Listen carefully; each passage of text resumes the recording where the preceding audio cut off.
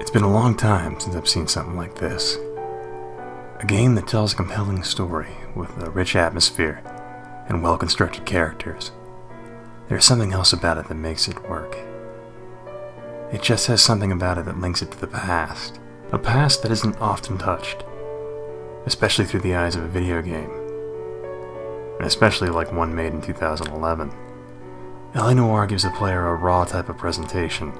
I would say it's less a video game and more of an interactive film that unravels its story at the pace of the player. What I find so attractive about this game is that it's made very much in the spirit of other noir films.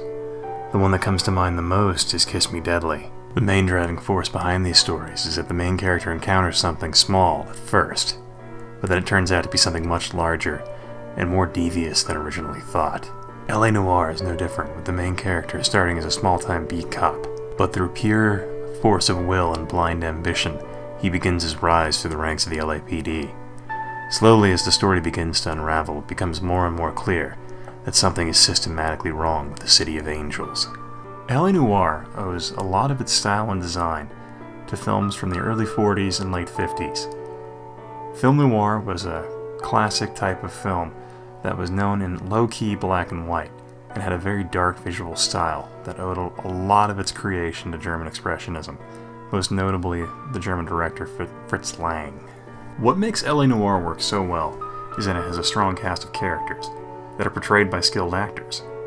The game uses a facial capturing system that allows the actors to present emotions in the game, which is something you hadn't really seen before. Some can argue it's a bit of a gimmick. However, I would argue that LA Noire is more of an interactive story than it is a video game. The game takes all the subtle nuances you would find in a noir film and allows you to experience them firsthand and make your own decisions regarding them.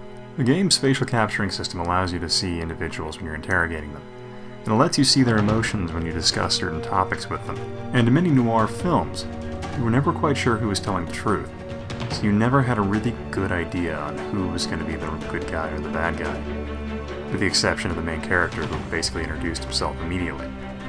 But the films made you wonder the true motives of the individuals around the main character in the story. And what makes this story for the game so good is that it portrays the characters as real humans.